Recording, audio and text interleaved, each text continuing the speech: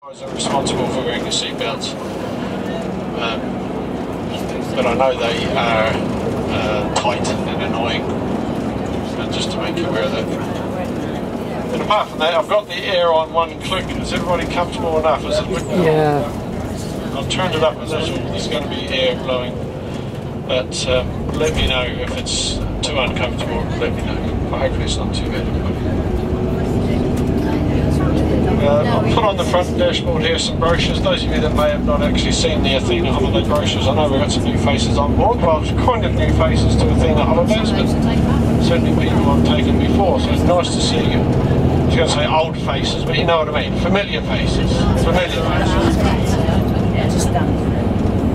Lovely familiar faces. Nice to see you, and thank you everybody for your support again with Athena holidays. It's appreciated. As we grow our business, we're pleased with the turnout.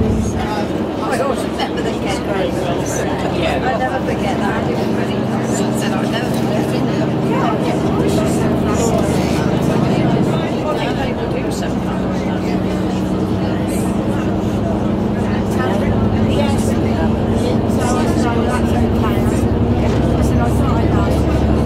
I guess there were things like that, yeah.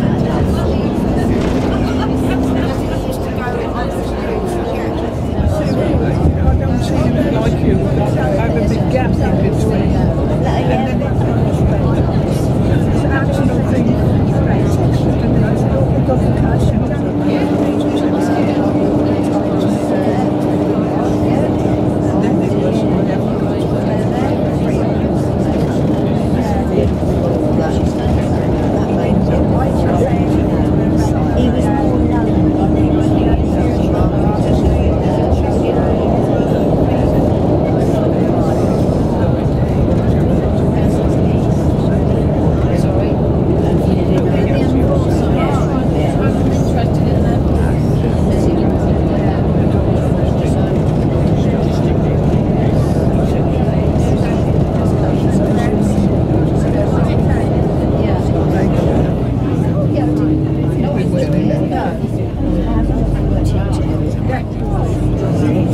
That's when I started.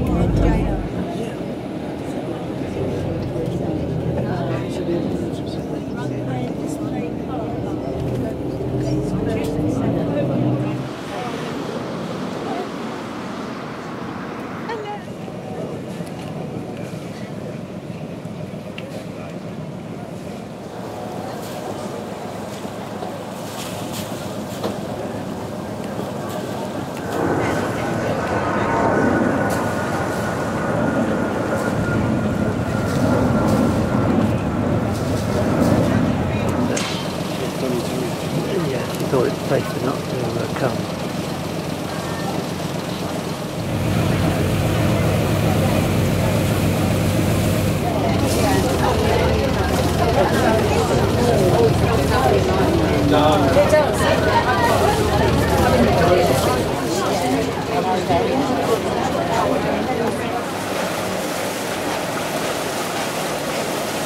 Listen to the instructions of myself or my crew.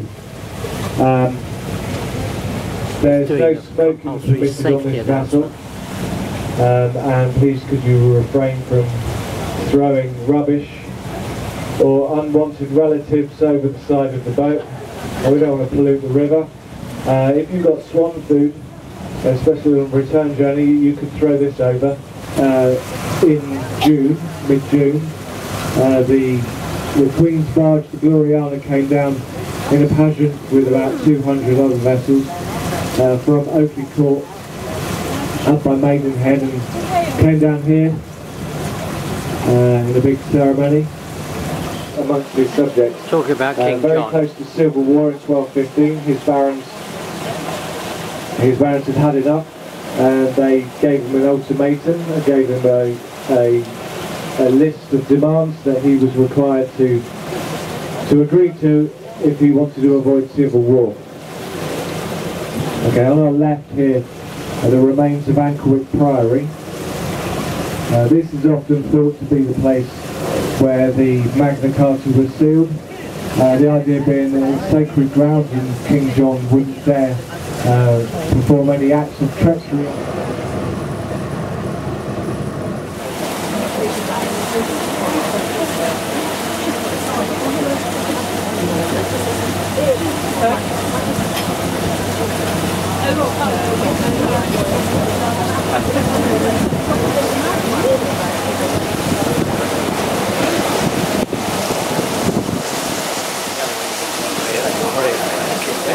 Monument on the hill.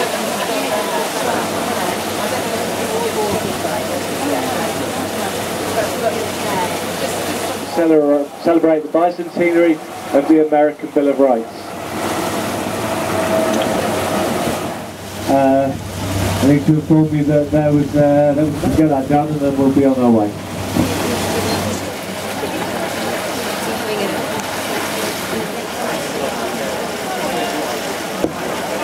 Okay, I'm just having a few problems with the CD commentary, so I'll just do it myself for the minute.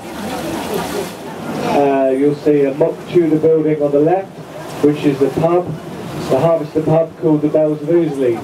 Now there's a story about the Bells of Ouseley pub. There's been a pub on this site for hundreds and hundreds of years, and the story goes that in 1534, during the dissolution of the monasteries, Henry VIII was after the local priory of Ouseley, and the monks of Ouseley needed to save the treasures from Henry VIII, and the bells being the biggest and most important of the treasures. So in order to hide them from Henry VIII, they put them on a raft and floated them downstream on the River Thames, and they dumped them in the river right here, using the Bells of Ouseley pub as a landmark. Of course, it wasn't called the Bells of Ouseley at the time, otherwise that would have been rather a giveaway. This house on Grand Designs. And he really liked the building houses on stilts now because of flooding several years ago. River levels 2 meters higher than they are now.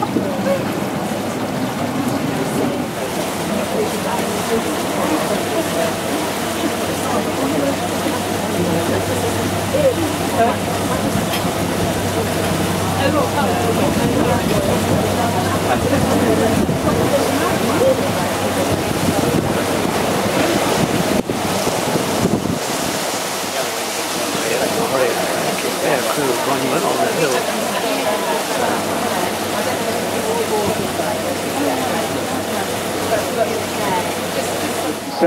Celebrate the bicentenary of the American Bill of Rights.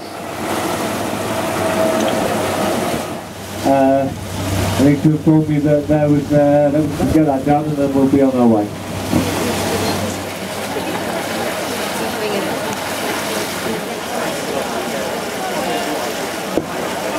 Okay, I'm just having a few problems with the CD commentary, so I'll just do it myself for the minute.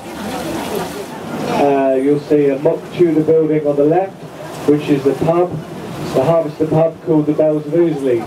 Now there's a story about the Bells of Ouseley pub. There's been a pub on this site for hundreds and hundreds of years, and the story goes that in 1534, during the dissolution of the monasteries, Henry VIII was after the local priory of Ouseley, and the monks of Ouseley needed to save the treasures from Henry VIII, and the bells being the biggest and most important of the treasures.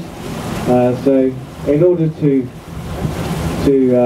hide them from Henry VIII, they put them on a raft and floated them downstream on the River Thames, and they dumped them in the river right here, using the Bells of Ouseley pub as a landmark. Of course, it wasn't called the Bells of Ouseley at the time, otherwise that would have been rather a giveaway. This house on Grand Designs. And he really liked building houses on stilts now because of flooding several years ago. River levels 2 meters higher than they are now. The Dutch barge. This is getting on for the limit that they can go up the river. Racebrook boatyard. You can't see at the moment because that white houseboat thing is parked in front of it, but on the wall there, next to the river, is what looks like a series of flower pots set into the wall. These aren't flower pots, these are indeed the urns of Beryl Reed's cats.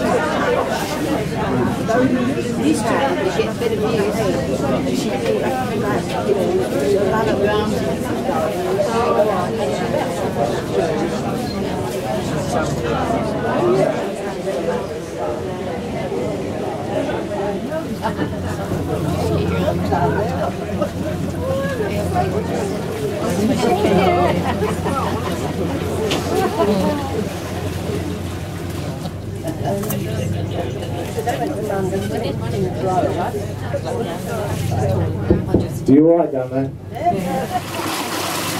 His roof is down as well. And he sticks out of the top and he's sitting down.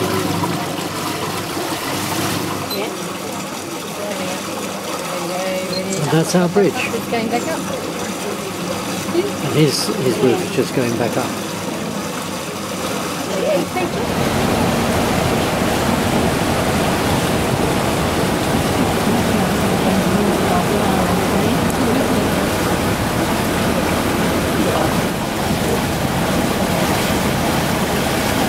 Better than enjoying a ploughman's lunch or cream tea whilst taking in scenery such as this. You can even make a full day of it by combining a boat trip with a visit to Savile Gardens or Beaconscott Model Village. Boats can be chartered day and night for private functions, whether for a birthday party, wedding reception, company event or a Christmas party on one of our...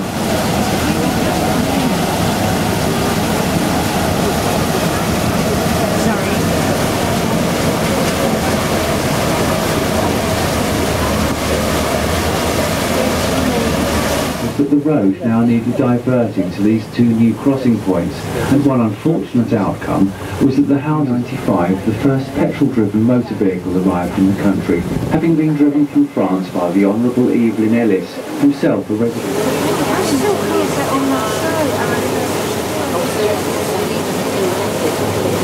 Valley. Prior to the Norman Conquest, Edward the Confessor had held court at the Royal Manor at Kingsbury, until his death in January 1066. The proximity of the River Thames was no doubt the prime reason for choosing the area, the waterway being the main highway to London in the east. In addition, the extensive Windsor forest offered excellent hunting, and William chose to live there until his death in 1087. After the Norman Conquest, William built a ring of fortresses within one day. The bridge suffered damage during the Second World War, and a string of tanks crossed over it, overloading the structure. Following an inspection in 1960, the bridge was closed for repair, and soon after this it is said that passengers, so keeping the weight of the bus under its 3-ton limit. The bridge was then closed again in 1963 for repair after sustaining frost damage in the preceding winter. During this time, a temporary footbridge was constructed to one side before the bridge was finally reopened in 1967 in the form that we see today. Identical style to St George's Chapel in Windsor, style of architecture. Eton College was founded in 1440 by King Henry VI, originally naming it the King's College of Our Lady.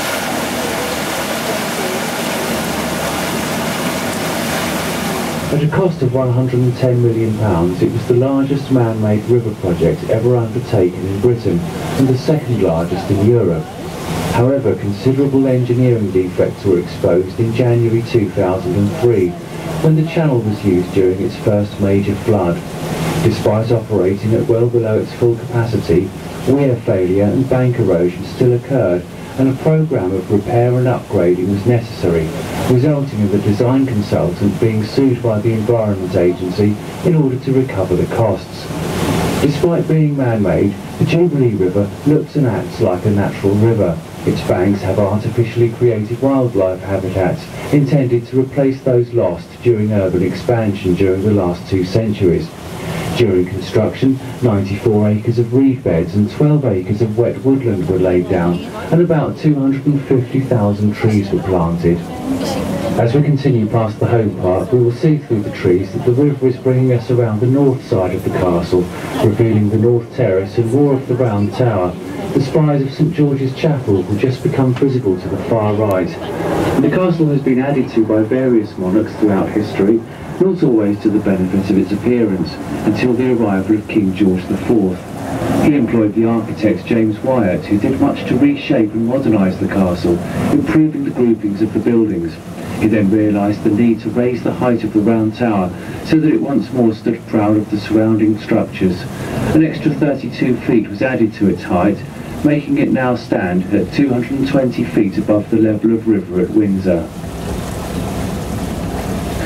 The all-important flagstaff stands on top of the round tower.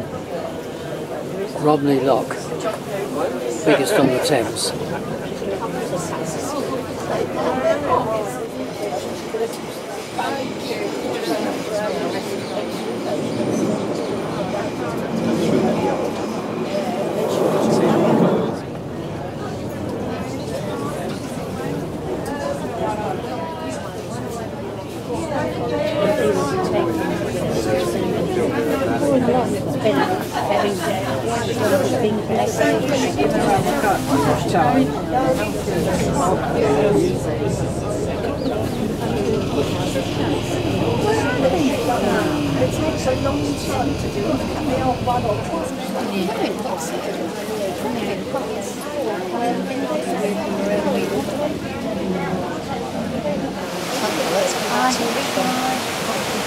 Eton College.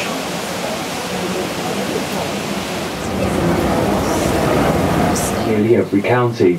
This being largely as a result of land being gifted to the college in order to help offset the fees of students in the past. Rowing is a popular pastime at Eton, the boys choosing either that or cricket as their summer sport. Those choosing cricket are known as dry bobs, whilst the rowers are called wet bobs. We're now approaching Eton College grounds to our right, very large, 6 miles long. Eton College boathouses turned into luxury apartments. We're going under Windsor Bridge, so the roof came down then.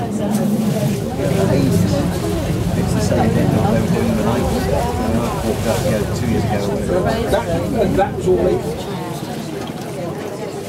Windsor Bridge.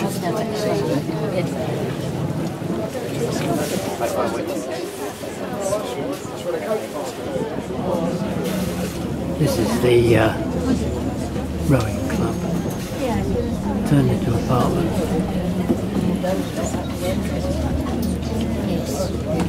These are Queen Swans. This was our boat.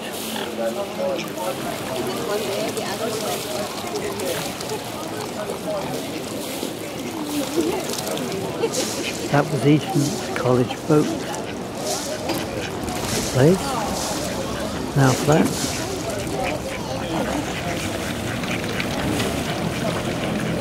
Queen Swans.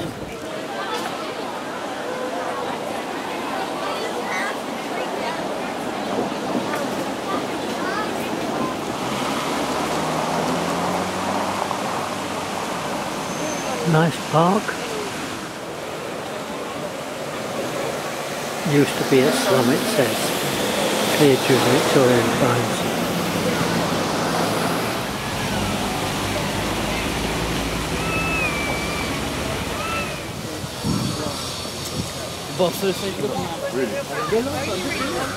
This is on the other side of the road from Goswell Park.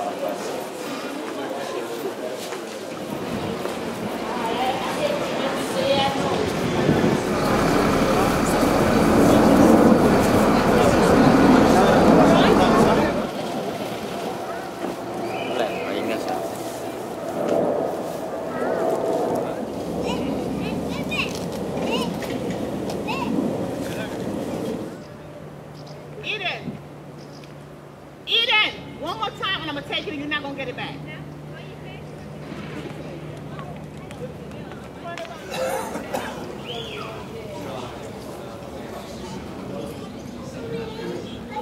St George's Gate.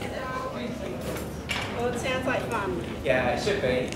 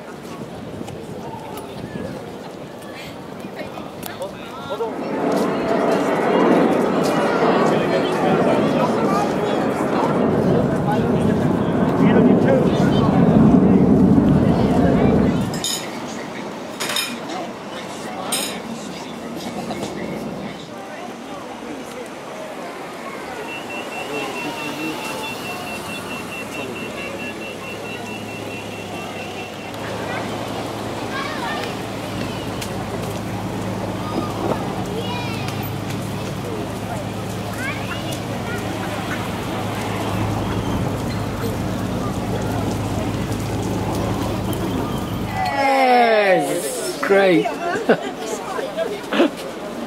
all right. Hey. 130 something all out. Yeah. Lakes is, I think it's in June.